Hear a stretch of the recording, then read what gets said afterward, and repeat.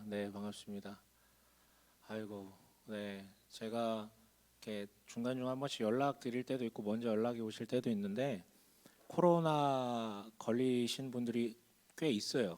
네, 꽤 있습니다. 지금 현재 뭐 이미 끝나신 분도 있고 진행 중인 분도 있고 후유증 때문에 좀 힘들어하시는 분들도 있는데 참 지긋지긋한 것 같습니다. 조금 이제 종착지가 좀 보여야 될 텐데 아직 조금 더 시간이 남은 것 같아요. 그래요, 여러분.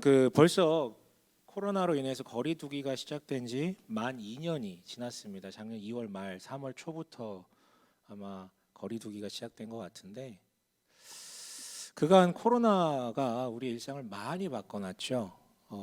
변화된 게 참으로 많은데 그 중에서도 단연코 하나를 꼽자면 아마도 온라인 문화라고 얘기할 수 있을 것 같아요. 물론 온라인 문화 갑자기 생겨난 건 아니죠.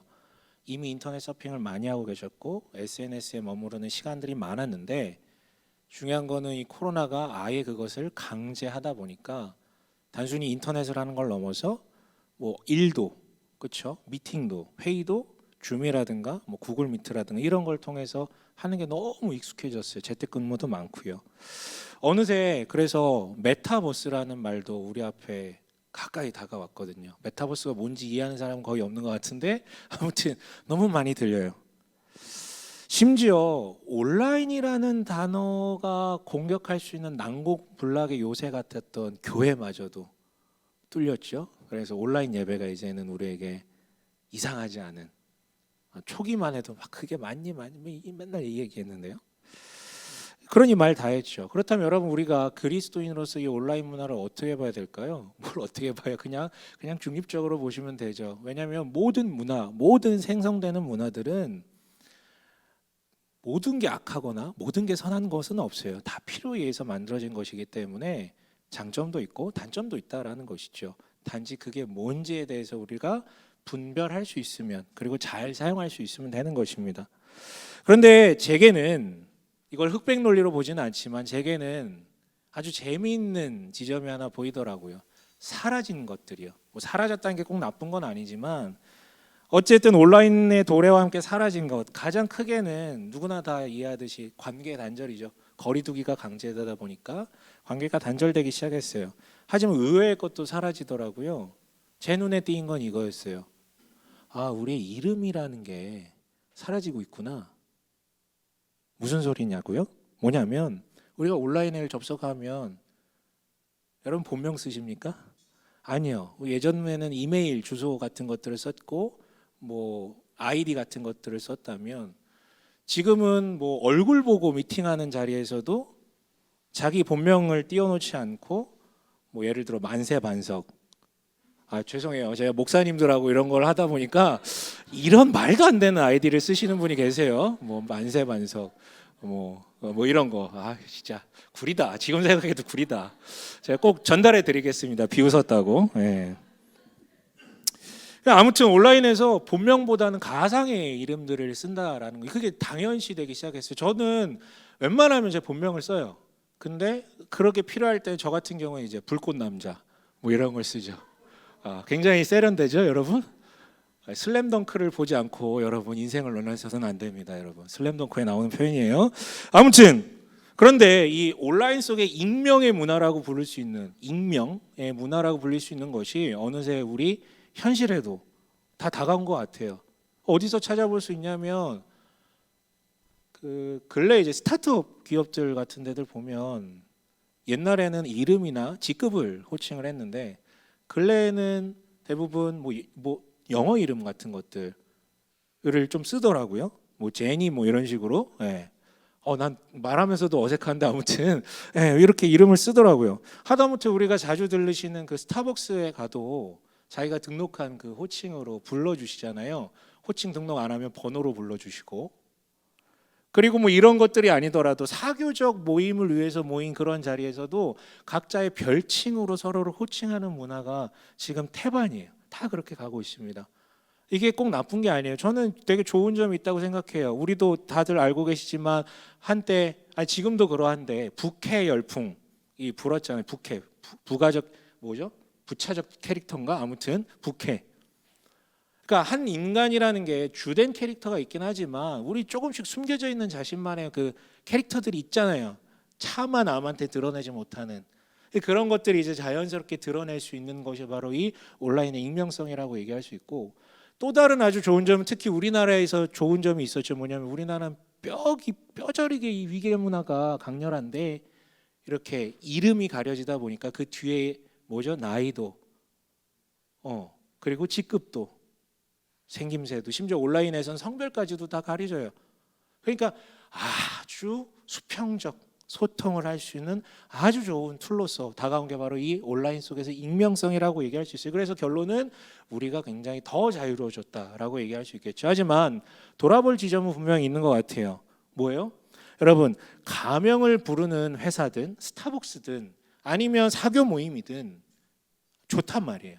그런데 이 사람하고 진짜 친해지고 싶다, 관계를 하고 싶다라는 게 마음에 들었을 때 가장 먼저 하는 행동이 뭡니까? 이름 물어보는 거예요. 당신 본명이 뭐냐? 자기가 누군지를 소개할 때도 가장 먼저 하는 게 뭐예요? 이름 얘기해 주는 거거든요. 직원과 직원으로 만났을 때는 이름을 얘기해 주지 않아도 되지만 인간과 인간으로 만났을 때는 처음 묻고 처음 얘기하는 게 이름이라는 것이죠. 그런데 그런 이름이 가려진다라는 것은 결국은 관계적 가능성을 선제적으로 차단한다라는 뜻이에요. 그런데 또 하나의 큰 문제가 있습니다. 생각해 보면 과거에는 이름이 부여하는 무게감이라는 게 있었어요. 여러분, 이름이 누구한테나 있는 줄 아세요? 그거 아니었어요. 원래 고대 사회 속에서는 영예로운 사람, 소위 말해 귀족이라고 불리는 사람들에게만 이름이 주어졌고 나머지 대부분의 사람은 이름이 없었어요. 그냥 호칭을 막 던졌던 것이죠. 개똥아 막 이러면서. 그런데 신분제 폐지라는 것은 아마도 그 이름을 돌려주는 거, 이름을 개개인이 가질 수 있게 해준 거. 그래서 어떻게 보면 인권의 성장이라는 것은 바로 이 내가 불림받을 수 있는 권리, 내가 내 이름을 가질 수 있는 권리를 위해서 싸워온 역사라고 부를 수 있어요. 근데 재밌죠. 특히 우리나라는 개개인이 이름을 가진 게 제가 알기로는 200년이 안 되는 걸로 알고 있어요. 누구에게나 이름이 부여된 게. 이걸 위해서 싸웠던 게 이 수천 년의 역사였는데 지금 우리는 어떻게 합니까? 이름을 가리죠. 다시 말하지만 익명성이라는 게 꼭 나쁜 건 아니에요. 특히나 악한 권력자 밑에 있는 사람들에게는 익명성이 보장될 필요가 있죠. 정의로운 싸움을 위해서는 그 익명성이 보장돼야 돼요. 그래서 공익제보할 때 이름을 가려주잖아요. 하지만 여러분, 모두가 의적 홍길동이십니까?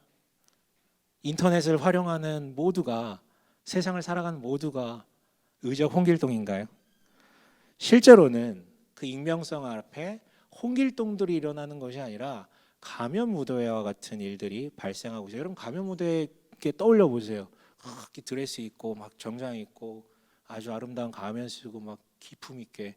여러분, 이거는 영화 속 드라마 속 이미지고요. 현실의 가면무도회는 귀족 계층이 앞에서는 아주 우아하게 살다가 일탈하고 싶어서 얼굴도 가려지고 이름도 가려진 그곳에 가서 일탈하기 위해서 만나는 장소였어요. 고귀한 자리가 아니라 일탈하기 위한 장소였다고요. 마찬가지예요. 이름이 사라졌다라는 게 또 다른 문제는 소수의 홍길동도 만들어내지만 다수의 무책임한 사람들을 만들어낸다라는 데 문제가 있죠. 예를 들어 여러분, 일베라고 불리는 그걸 이용자들, 그리고 유튜버 뭐 다 그런 건 아니겠지만 얼굴 가리고 하시는 분들 있잖아요. 뭐 얼굴 가리고 한다고 다 나쁜 걸 하는 건 아닌데 나쁜 말, 혐오스러운 표현들을 양산해내는 이들은 다 얼굴 가리고 있더라고요. 그거예요, 여러분. 얼굴 까고 자기 이름 까고 그렇게 말할 수 있을까요? 아니, 더 나아가서 사람 얼굴을 대면하면서 그딴 말을 할 수 있을까요? 못해요. 그래서 저는 우리의 이 익명 사회를 일명 이름을 가벼이 여기는 시대라고 얘기하고 싶습니다. 좋은 점도 분명히 있습니다. 하지만 전반적으로 좋게 보이지만은 않아요. 그렇다면 여러분들은 어떠세요? 그 이름에 부끄럽지 않게 살고 계십니까? 여러분, 우리는 주기도문을 통해서 기도가 무엇이고 기도는 어떻게 하는 것인지에 대해서 지금 나누고 있는 중이거든요. 오늘은 세 번째 시간으로서 드디어 주기도문의 본문을 좀 한번 다뤄보려고 해요. 드디어 이제 간구, 우리가 딱 기도하면 떠올리는 거 이제 간구하는 거, 그 내용이 이제부터 이제 시작이 되는 거예요. 그런데 그럼에도 불구하고 여기서 꼭 짚고 넘어가는 게 있는데, 우리 성경을 펴서 같은 6장에 나온 표현인데요, 33절 함께 읽어볼게요. 너무 유명하죠. 33절입니다. 함께 읽습니다. 시작. 너희는 먼저 하나님의 나라와 하나님의 의를 구하여라. 그리하면 이 모든 것을 너희에게 더하여 주실 것이다. 네. 옛날 표현대로라면 너희는 먼저 그의 나라와 그의 의를 구하라. 너무 중요한 구절이기 때문에 나중에 한번 또 개인적으로 다룰 자리가 있을 수 있는데요. 어쨌든 예수님께서 이거 직접 말씀하실 거예요. 구할 때 뭐 먼저 하라고요?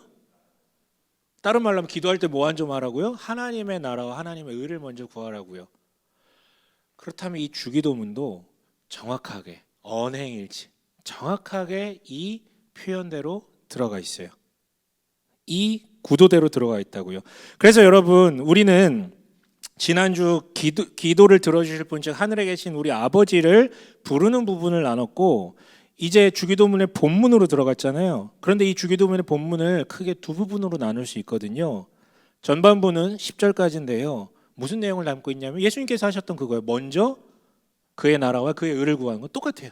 예, 일명 하나님의 나라를 구하는 기도라고 얘기할 수 있어요. 후반부는 12절까지인데 하나님의 나라를 구했으니 이번에는 뭘 구해요? 우리가 원하는 것을 구하는 기도. 자, 그런데 순서 바뀌면 안 되죠. 뭐가 먼저 나왔다고요? 하나님 나라를 먼저 구하는 기도를 했다고요. 네, 먼저 그의 나라와 그의 의를 구하는 거예요. 자, 그래서 우리는 이 순서를 통해서도 예수님이 도대체 기도를 통해서 강조하고 싶은 게 뭔지에 대해서 다시 한번 확인할 수 있어요. 지금 3주째 주기도문 이 기도의 내용을 다루고 있는데요, 똑같아요. 예수께서 기도에 있어서 핵심 오브 핵심으로 가르쳐주고 싶으신 것은 바로 그예요. 이방인들은 다 그렇게 기도한다는 거죠. 어떻게 기도합니까? 내가 원하는 것을 간절히 기도하는 게 이방인의 기도라. 그런데 하나님의 자녀의 기도는 뭐라고요? 하나님이 누구시고 네가 누구인지를 확인한 다음에 하나님이 일하실 것을 구하시는 그 기도가 주된 것이다라고요. 그래서 우리의 기도는 뭡니까? 이방인의 기도는 하우를 먼저 구하지만 우리의 기도는 후, 하나님이 누구시고 내가 누구인지. 그리고 절실함이 아니라 뭐요? 적확함. 절실한 것은 당연히 필요하겠지만 그거는 본질이 아니에요. 적확한 거, 하나님을 찾는 거, 하나님이 일하시게 만드는 게 더 맞다고요. 그래서 우리는 요청이 아니라 하나님의 말씀을 먼저 듣고 대답하는, 이 대화라고 얘기할 수 있어요, 우리는.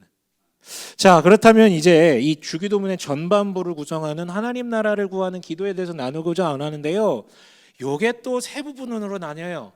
똑같아요. 전반부도 세 가지 기도 제목을 품고 있고 후반부도 세 가지 기도 제목을 품고 있어요. 그래서 주기도문의 본문은 총 6가지 기도 제목을 품고 있어요.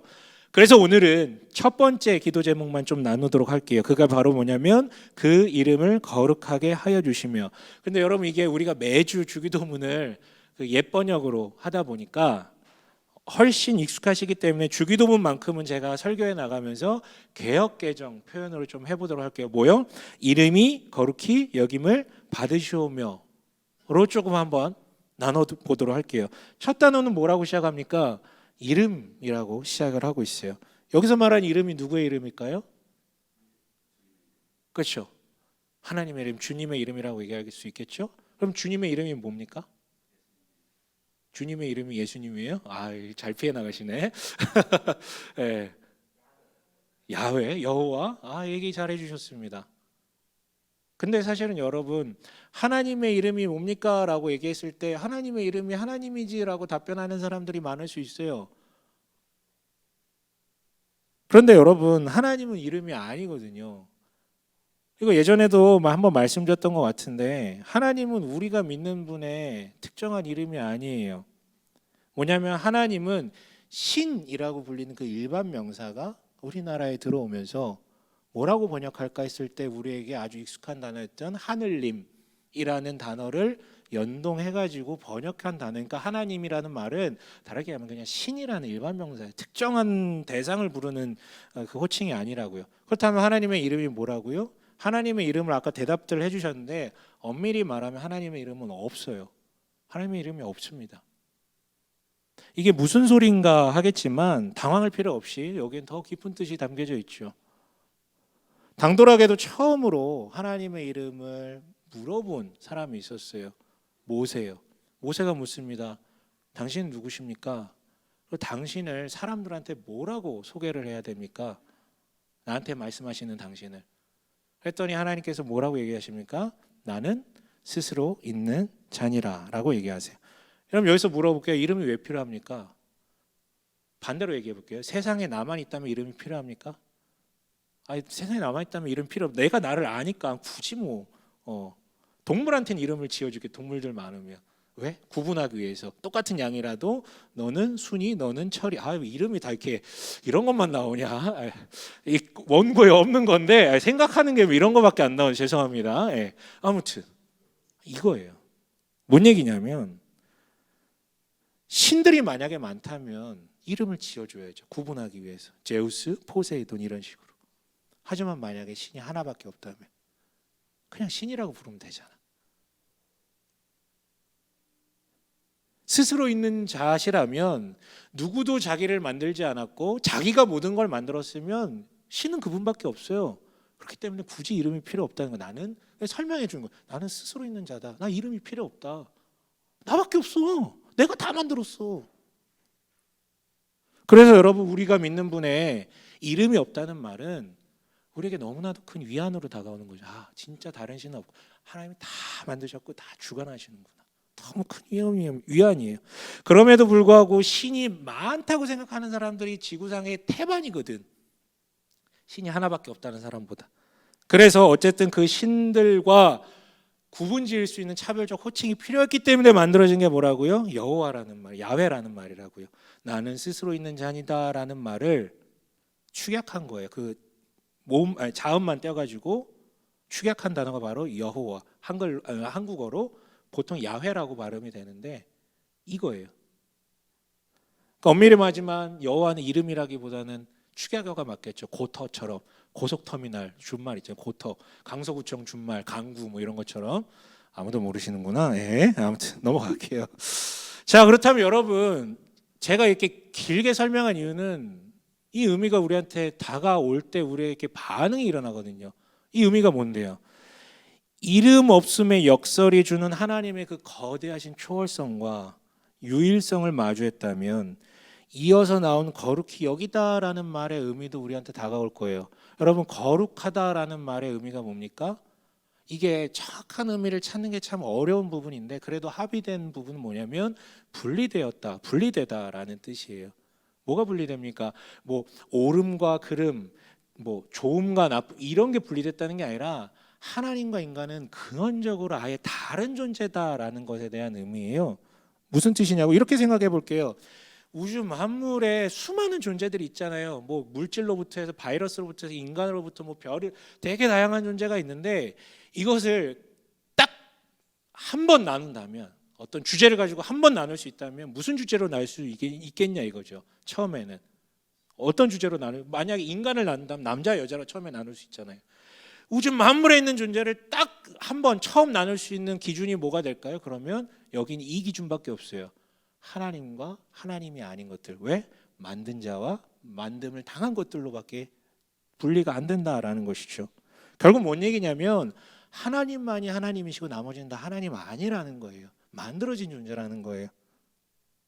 그러니까 여러분 이처럼 하나님의 이름 없음이 말하는 심오한 의미를 또한 이런 거룩하다라는 뜻이 내 마음 가운데 온전히 꽂히게 되면 우리에게는 굉장히 자연스러운 반응이 일어나거든요. 그게 뭐냐면 찬양이라는 것이에요. 이게 지금 되게 이렇게 뜬금없는 얘기, 이렇게 두루뭉술한 얘기를 하다 보니까 잘 안 한다 할 수 있어. 제가 비유를 하나 드릴게요. 뭐냐면 살다 보면 이 찬양을 부르고 싶은 감정이 들 때가 있거든요.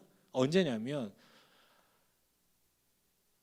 압도적인 자연 앞에 갔을 때 진짜 기가 차게 멋있는 하다못해 뭐 무지개 뜨는 것만 봐도 그때 사람이 자기도 모르게 와 이쁘다 혹은 와 멋있다 경탄하게 되거든요. 혹은 여러분 예전에 그런 경험 있으실 수 있어요. 과학이라는 걸 처음 배웠을 때 우주가 이렇게 큰 거였어? 경악을 하거든, 경탄을 하거든. 이렇게나 큰 데였어? 이게 찬양이에요. 꼭 자연을 보고 얘기하는 게 아니에요. 같은 사람을 봐도 정말 나랑 차원이 다르다라는 것을 느꼈을 때 경악하거든요. 제가 한 번 얘기한 적이 있는데, 제가 정우성 씨를 직접 한번 본 적이 있다 그랬잖아요. 그때 나오는 탄성, 그게 찬양이에요. 우와, 어떻게 이렇게. 물론 이제 찬양 다음에 이제 이어서 하나님을 비난했죠. 말이 됩니까 이게? 같은 인간을 이렇게 만들어 놓을 수 있습니까? 네. 그게 찬양이에요, 여러분. 외모만 가지고 얘기하는 게 아니죠. 같은 사람인데 어떻게 저렇게 희생적인 일을 할 수 있지? 어떻게 저렇게 남을 위해 희생할 수 있지? 이걸 보면 사람이 이 심령에서 라는 말, 이게 찬양이에요, 여러분. 이런 말이 찬양인 거예요. 여러분, 곡 이거 펴가지고 이렇게 노래 부르는 게 찬양이 아니라 나와 뭔가 되게 다른 차원이 다른 것을 직면해. 근데 그게 좋은 걸 때 그걸 딱 직면했을 때 나오는 게 바로 찬양이라고요.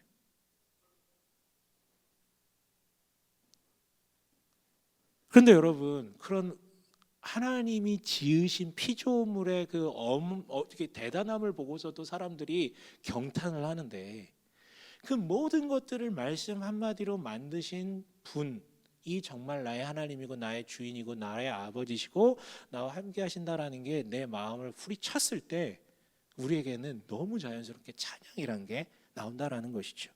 그래서 여러분, 거룩히 여김을 받는다라는 건 바로 그런 뜻이에요. 하나님의 거룩함을 마주한 사람이 와 하고 경탄하는, 그래서 이것은 기도이자 찬양이 되는 것이죠. 그래서 예수께서 가르쳐 주신 기도, 입을 열고 처음 하는 것은 뭡니까? 찬양하는 거예요. 하나님 정말 그런 분 맞습니다라고요. 자, 그런데 이렇게 마치면 너무나도 깔끔하고 좋겠는데 뭔가 이상한 점 느끼지 않으셨어요? 뭐냐면 사실 이게 약간 표현을 보면 논리적으로 살짝 에러거든요. 뭐냐면 그분의 이름은 이미 거룩하다며, 우리랑 완전 다르다며, 이미 뭐 이렇게 만들어져 가는 게 아니라 처음부터 그랬다면서. 근데 뭘 더 거룩히 여김을 받아? 이미 거룩한데 왜 그걸 구하라고 해요 우리한테? 이미 거룩하신데 우리가 구하면 더 거룩해지나?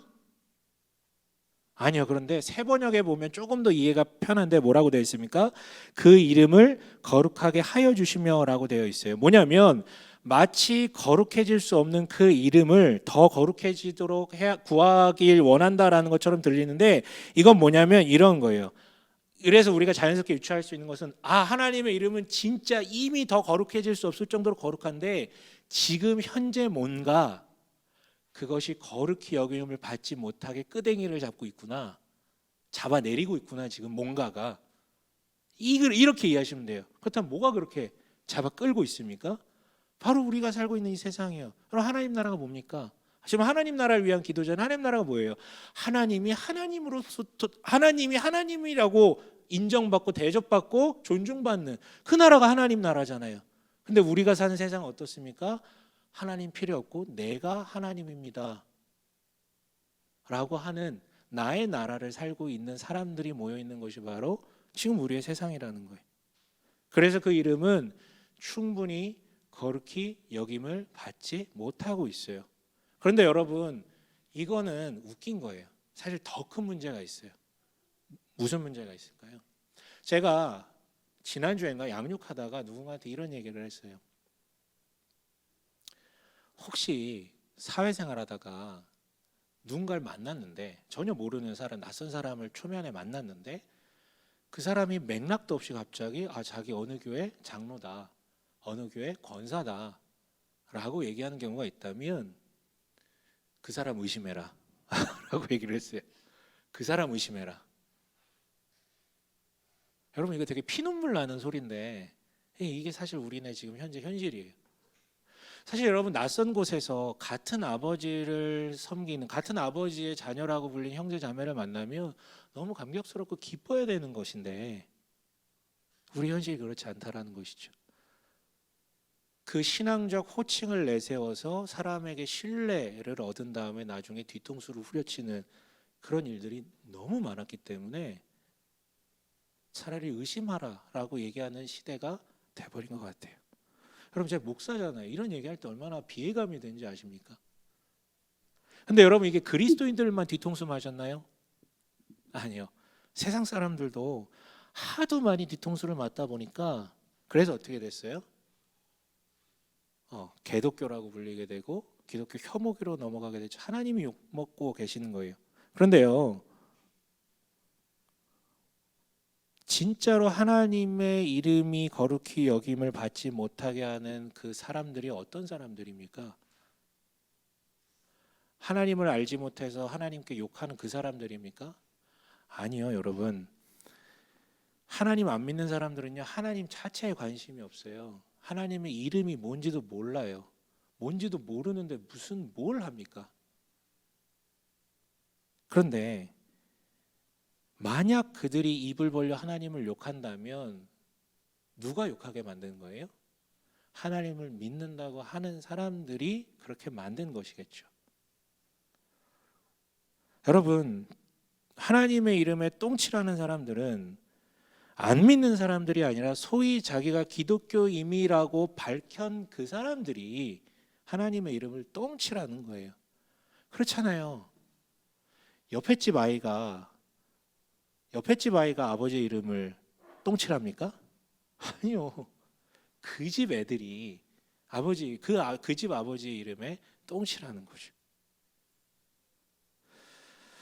여러분, 그래요. 기독교인이라고 불리는 사람들이 똥칠하는, 이게 지금 다른 사람 얘기하는 게 아니라 지금 우리 얘기하는 거예요, 여러분. 아니 도대체 하나님은 끝이 없는 분이, 영원하신 분인데 도대체 얼마나 더 오래 살게 해드리려고 그렇게 욕을 먹게 하는지, 그렇죠? 그래서 여러분, 이름이 거룩히 여김을 받게 받으시오며라는 이 기도는 너무나도 역설적인 거예요. 원래는 찬양인데 동시에 뭡니까?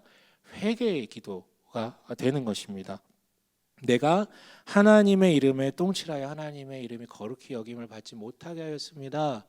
이 비통한 마음으로 회개하는 기도라고요. 다만 이 회개를 여러분 우리 오해하지 맙시다. 세상에서 말하는 회개는 반성하는 거예요, 반성.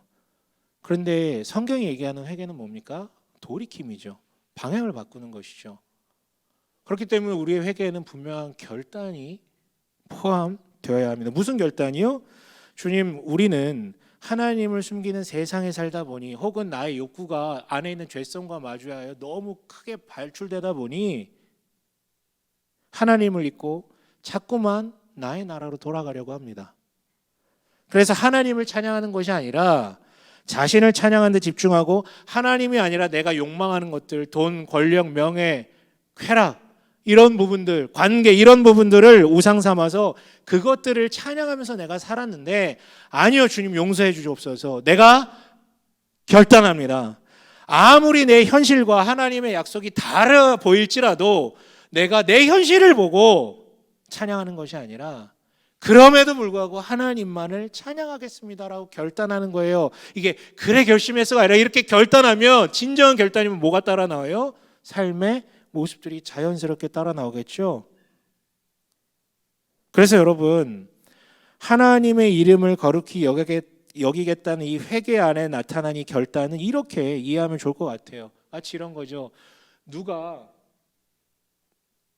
사회적 성공을 엄청나게 거뒀어요. 뭐 사회적 성공이라 그러면 너무 추상적이니까, 예를 들어 금메달 올림픽에서, 뭐 요즘은 금메달 뭐 따도 막 안 그런 것 같은데, 한 10년 전만 해도 금메달 따면 어떻게 했습니까? 바로 뭐 그 집으로 가가지고 인터뷰 따가지고 부모 막 어떻게 키우셨어요? 이 아이를 어떻게 키우셨어요? 야, 이 선수를 어떻게 키우셨습니까? 막 눈물 짜내는 막 스토리 막 끄집어내잖아요. 라면만 먹고 키웠어요, 막 이런 거 막 하면서. 예. 자녀가 자기 부모 소개도 안 했어요. 근데 알아서 그 부모가 영광을 받고 있잖아요. 딱 이거예요. 그래서 여러분, 하나님의 이름을 내가 거룩히 여기겠습니다라고 결단하는 것은 무슨 얘기냐면, 당신의 이름이 사람들로부터 먼저 거룩히 여김을 받는다면 자연스레 하나님의 이름도 거룩히 여김을 받는다라는 얘기를 담고 있다라는 것이에요. 그래서 여러분, 우리 결단하는 우리에게 필요한 것은, 이 세상은 지금 이름이라는 것을 가벼이 여기는 방향으로 흘러가고 있는데, 아니요 주님, 나는 내 이름을 무겁게 여기는 방향으로 가겠습니다. 뭔 얘기입니까? 자기 이름을 걸고 할 수 없는 일이라면 난 아예 하지 않겠습니다. 내 이름을 드러내고 할 수 없는 자리라면 나는 가지 않겠습니다. 이거 선언하는 것이죠. 에이, 다들 그렇게 사는데 이거 아니라 난 내 이름을 무겁게 여기는 방향으로 살겠다고요.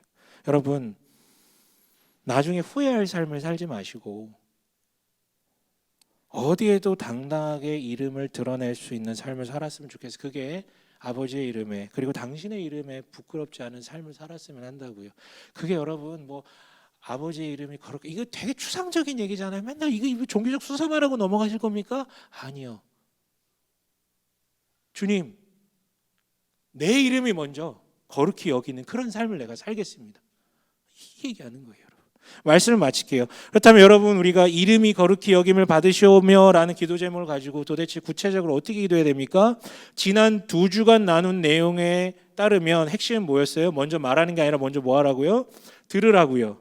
그래서 말씀을 먼저 읽고 묵상을 하고 동시에 침묵을 통해서 말씀하옵소서라는 시간을 가지라고요. 그리고 나서 이제 말을 하는데 그 말하는 것의 첫 번째는 뭡니까? 오늘 배운 내용에 따르면 찬양을 하라고요. 찬양이요. 다만 기기적으로 노래를 부르라는 것이 아니라 아까 기도하기에 앞서서 먼저 말씀을 묵상했잖아요. 그럼 그 말씀을 묵상할 때 그 안에서 드러난 하나님의 어떠하심이 있을 거예요.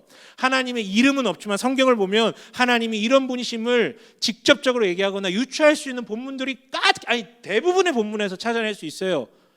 그 본문에서 하나님의 어떠하심이 발견됐다면 그게 오늘 그 본문을 통해서 주어진 하나님의 이름이거든요. 그거 찬양하시면 돼요.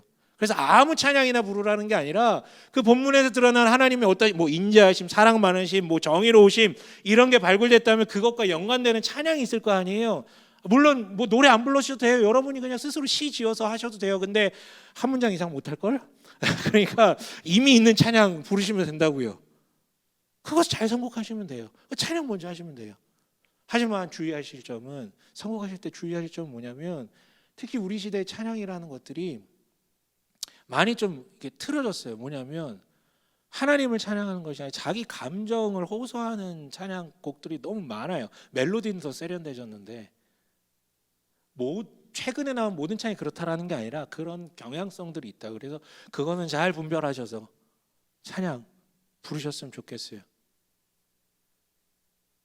그리고 이어진 건 뭡니까? 회개를 해야죠. 회개요. 물론 여러분 여기 계신 분들, 뭐 예배 드리시는 분들 한 주 삶을 돌아보면 막 뭐 이렇게 뭐 하나님께 굳이 고할 정도로 뭐 나쁘게 사신 분은 제가 알기로는 거의 없을 거예요. 두세 놈 빼고. 예, 그 놈이 누군지는 제가 밝히지 않을게요. 예, 제가 오늘 전화를 하면 예, 장난이고. 예. 그러나 여러분 우리 한꺼풀 벗겨내면 회개할 게 없겠습니까? 하나님의 이름보다 내 이름이 앞선 게 너무 많을 것이고 하나님의 욕망보다 내 욕망이 앞선 게 너무 많을 것이고 믿는다고 얘기했지만 신앙 고백 뭐 이런 거 너무 했지만 믿는다고 얘기하면서 염려하는 거 한가득이고 뭐 염려까지 안 가도 되죠. 분노하는 것들. 그렇죠? 이런 것들 솔직하게 구하며 용서를 구하는 시간이 필요해요. 이어서 뭐라고요? 그 회개는 나는 절대 더 돌아가지 않으며 다시 주님을 찬양하겠다는 결단이라고 얘기했잖아요. 그래서 여러분 이게 찬양과 회개가 포함되려면 사실상 제가 제안드리고 싶은 것은 아침의 기도와 저녁의 기도로 구분지을 필요가 있다라는 얘기를 좀 드리고 싶어요. 아침의 기도는 뭐 하는 거예요? 뭐 밤새 자면서 죄 짓지는 않았을 거 아니에요. 죄 지면 뭐 밤새 자면서 막 나쁜 생각하지는 않았을 거 아니야. 아침에 일어나서 그 하루를 주신 분께 찬양을 하고 말씀을 먼저 본다면 찬양을 하고 결단, 오늘 주님 나에게 이런 일들이 있는데 그 가운데서도 하나님의 이름을 드높이겠습니다. 결단하는 기도를 하는 거예요. 밤에는 뭐요? 이러면서 주님 죄송하네요. 제가 열심히 살아봤는데 잘 안 되던데요. 정말 죄송합니다. 그러지 않겠습니다. 나를 붙잡아 주옵소서. 이 회개의 기도. 그래서 여러분 아침의 기도와 저녁의 기도가 이었으면 좋겠어요. 여러분 마지막으로 말씀을 드릴게요.